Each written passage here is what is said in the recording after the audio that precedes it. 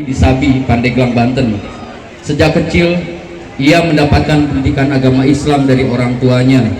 Ayahnya, Ki Haji Tubagus Abbas, adalah kiai pemimpin pesantren yang hidup dari hasil bertani dan sangat aktif dalam melakukan kegiatan dakwah dan syiar Islam di daerah Pandeglang dan sekitarnya bersama istri beliau, yaitu Hajjah Ratu Quraisyin. Secara garis keturunan, baik dari ayah maupun ibu, Ki Haji Falak, Ki Haji Tubagus Muhammad Falak tidak saja berasal dari keturunan kiai pesantren, tetapi juga keturunan dari keluarga Kesultanan Banten. Nama Falak yang terus melekat hingga akhir hayatnya merupakan gelar yang diberikan oleh Sayyid Afandi Turki pada saat ia menuntut ilmu di Mekah. Gelar tersebut diberikan atas dasar kekaguman Sayyid Afandi Turki terhadap kecerdasan dan keberhasilan Abah Falak dalam menguasai ilmu hisab dan ilmu falak. Semasa hidupnya, keahlian Abah Falak dalam bidang ilmu hisab dan ilmu falak ini memang diakui banyak orang. Bahkan tokoh agama dan pemerintah di era pemerintahan Presiden Soekarno sering datang ke beliau meminta pendapatnya dalam menentukan hari awal puasa dan hari raya Idul Fitri. Walaupun di kemudian hari Abah Falak juga lebih dikenal sebagai mursyid thariqah.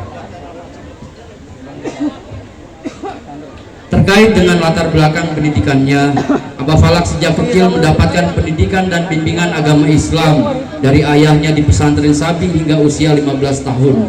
Ia adalah santri ayahnya yang dikenal pintar, juga dalam menguasai ilmu bela diri untuk menjaga diri dalam perjalanannya menuntut ilmu.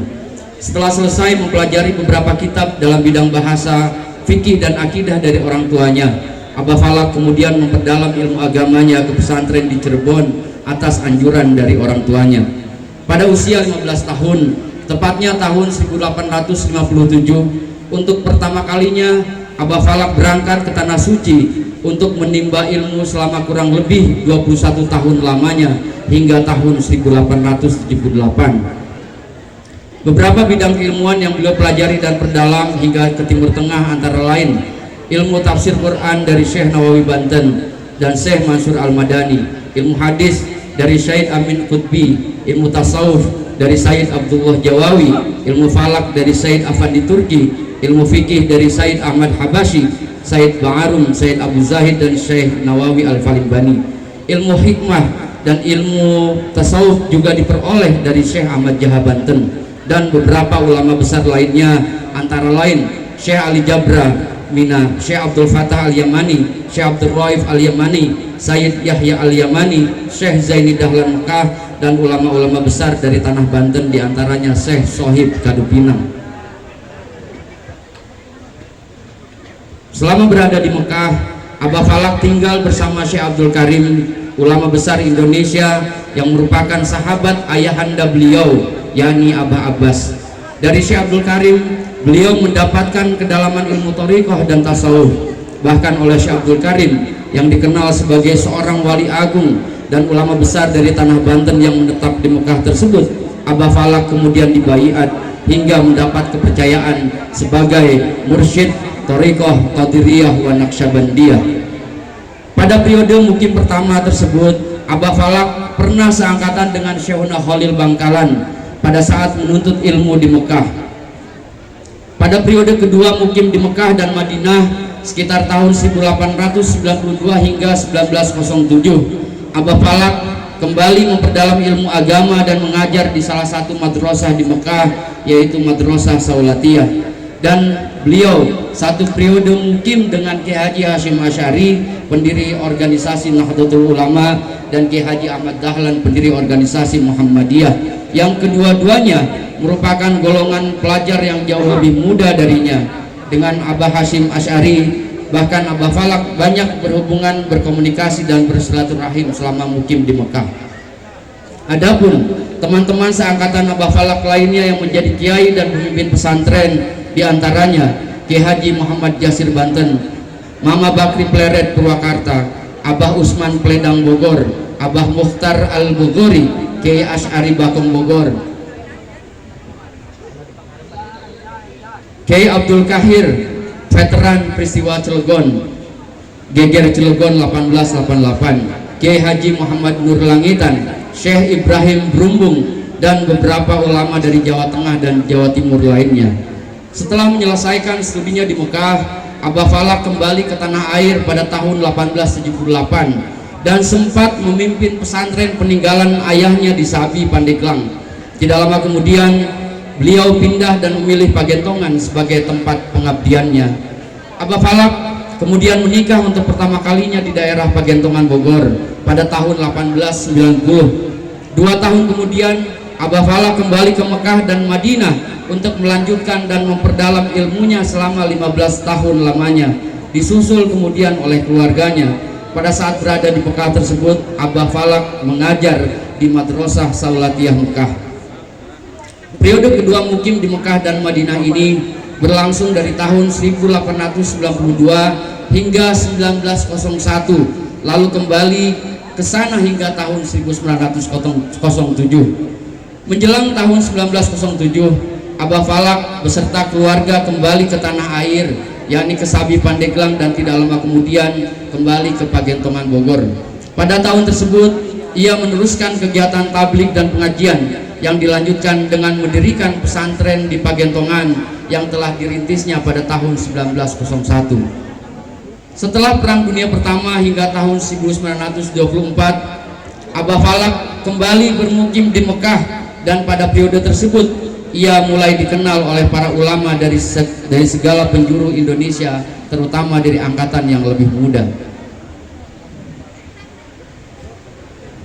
Sekembalinya dari Mekah, Abah Falak kemudian mengajar di pesantren Pagentongan serta memberikan ceramah-ceramah pada majelis ta'lim, di samping menerima tamu dan murid yang berasal dari berbagai daerah dan berbagai kalangan.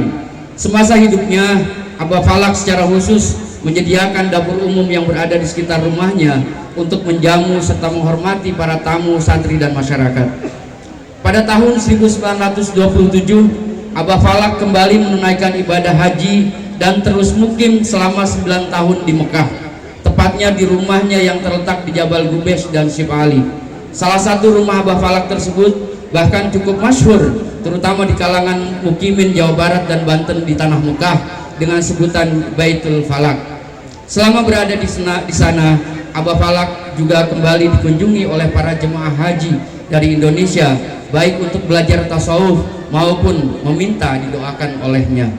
Setelah waktu yang lama mukim di Mekah, Abah Falak kembali ke Pagentongan pada tahun 1936. Ia kemudian kembali mengajar di pesantren dan banyak melakukan perjalanan dekat antara Pagentongan dan Banten. Kemudian pada masa pemberontakan Partai Komunis tahun 1965, Abah Falak dan keluarganya menjadi sasaran utama yang akan ditangkap oleh PKI karena pandangannya terhadap komunis yang dipandang menurut Abah Falak merusak agama. Namun usaha PKI tersebut tidak berhasil, dan Abah Falak dengan dibantu pula oleh Banser dan masyarakat telah turut berperan dalam memulihkan keamanan di Republik Indonesia. Tidak lama setelah peristiwa tersebut, Abah Falak kemudian menunaikan ibadah haji yang terakhir kalinya, yaitu sekitar tahun 1970. Sekembalinya dari Mekah, Abah Falak lebih banyak berdiam diri di Pagentongan. Selain itu, semasa hidupnya Abah Falak banyak berinteraksi dan sangat dekat hubungannya dengan para ulama dan habaib terkemuka seperti Habib Luar Batang, Habib Abdullah bin Muhsin Empang. Selain itu, beliau juga memiliki kedekatan pula dengan Syekh Abdul Halim Palembang, Syekh Abdul Manan Palembang, Syekh Abdul Qadir Mandailing, Syekh Ahmad Ambon, Syekh Daud Malaysia, Habib Soleh Tanggul, Habib Ali Al-Habsyi, Habib Abu Bakar Kuitang, Habib Ali Alatos Bungur, Habib Idrus Pekalongan, Habib Umar Alatos bin Nur Muhammad, Habib Abdullah bin Musid, dan para kiai serta habaib dari berbagai daerah lainnya. Semasa hidupnya, selain dikenal sebagai mursyid Thariqah Qadiriyah wa Naqsyabandiyah, Abah Falak juga diberikan gelar oleh sebagian masyarakat di Indonesia dengan gelar Syekhul Fatihah, karena pada setiap amalan wiridan yang diberikan kepada seseorang, Abah Falak senantiasa mengingatkan betapa pentingnya membaca suratul Fatihah, mengingat bermaknanya fungsi Al-Fatihah sebagai fondasi kekuatan setiap doa. Bahkan selain gelar Syekhul Fatihah, seorang Habib terkemuka yaitu Habib Ali Al-Habsyi Kuitang pernah menyatakan dalam sebuah pertemuan para ulama di Jakarta bahwa Abah Falak dikenal sebagai wali Jawa di Mekah dan Madinah. Pengakuan semacam ini disampaikan pula oleh dua ulama besar Indonesia yang lain, yaitu Habib Soleh Tanggul Jawa Timur dan Habib Umar Alatos bin Nur Muhammad, yang menyatakan bahwa Abah Falak adalah seorang waliullah. Dalam perkembangannya, kedudukan Abah Falak sebagai mursyid Thariqah Qadiriyah wa Naqsyabandiyah ini menjadikan pesantren Pagentongan sebagai salah satu pusat organisasi tarekat yang sangat berpengaruh di tanah Jawa dan memiliki puluhan ribu pengikut yang menelusuri silsilah kemursidannya kepada Syekh Abdul Karim Banten. Dari bimbingan Abah Falak telah lahir banyak ulama dan kiai pendiri dan pemimpin pesantren yang berperan di tengah-tengah masyarakat. Beberapa di antaranya adalah Abuya Armin, kiai dari pesantren Cibuntu Pandeglang, yang juga dikenal sebagai tokoh pengembang Thariqah Qadiriyah di Banten. Tuan Guru Zainuddin Lombok, pendiri Nahdlatul Wathon. Mbah Wahab Hasbullah Tambak Beras, yang mendapat ijazah aurat dari Abah Falak. Tuan Guru Zaini Goni Martapura Kalimantan Selatan, yang mendapat tongkat estafet melanjutkan kepimpinan tasawuf dari Abah Falak kepada Abah Guru Sekumpul Martapura. Abu Yadul Haq Bogor, Mama Istighfari, Mama Umar Lewiliang, Abu Yaharun Jasinga, Abu Yadim Yati Banten, Kiai Haji Bagus Hasan Basri, dan banyak lagi para ulama yang lain. Dalam konteks pergerakan kebangsaan, berdasarkan catatan sejarah yang diperoleh Abdul Malik pada tahun 1987 dari salah seorang murid Abah Falak yaitu Abuya Armin,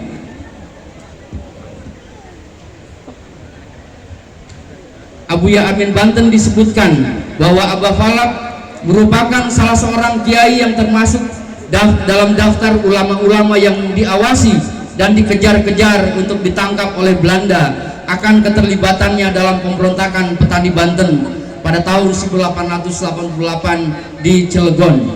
Aktivitas Abah Falak dalam pergerakan kebangsaan semakin terlihat mantap ketika beliau semakin banyak berinteraksi dengan para tokoh pergerakan nasional dari berbagai kalangan, antara lain Haji Umar Said Cokro Aminoto, Tirto Adi Suryo, Insinyur Soekarno, dan berbagai tokoh pergerakan nasional lainnya.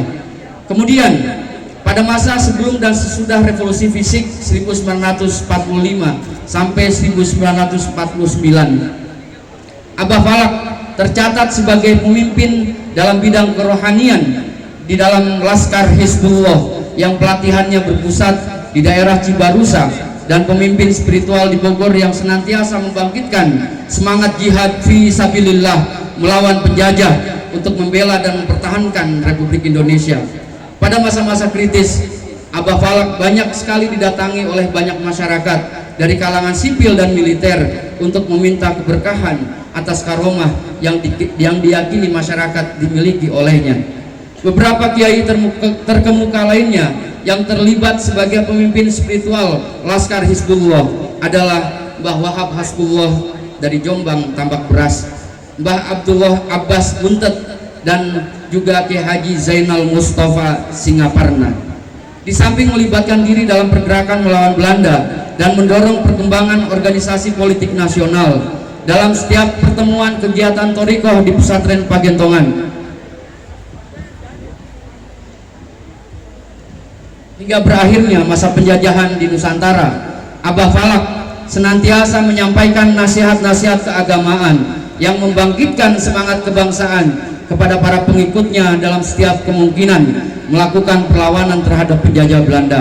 Meskipun keamanan dirinya selalu dalam ancaman penguasa Belanda, Abah Falak tidak pernah berhenti dalam melakukan usaha menyelamatkan Islam dan syiar Islamnya pada setiap kesempatan. Selain turut mendorong perjuangan politik yang membutuhkan dukungan komunitas muslim di tanah air, Abah Falak juga merupakan salah seorang kiai yang memiliki perhatian besar kepada organisasi Nahdlatul Ulama sebagai organisasi beraliran Ahlus Sunnah wal Jamaah.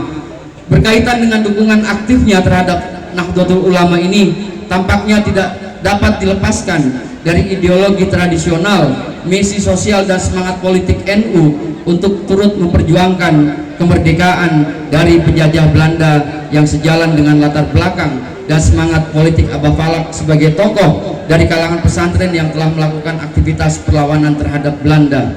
Namun mengingat usianya yang sudah sangat tua, kesehatan Abah Falak semakin hari semakin menurun sehingga beliau jatuh sakit untuk beberapa lama hingga Allah Subhanahu wa taala menghendaki yaitu wafatnya Abah Falak tepat di usianya yang ke-130 tahun pada tanggal 19 Juli 1972 di rumahnya di Pagentongan, Banten, di Pagentongan, Bogor. Demikian akhirul kalam, wallahu muwaffiq ila aqwamit thoriq. Wassalamualaikum warahmatullahi wabarakatuh.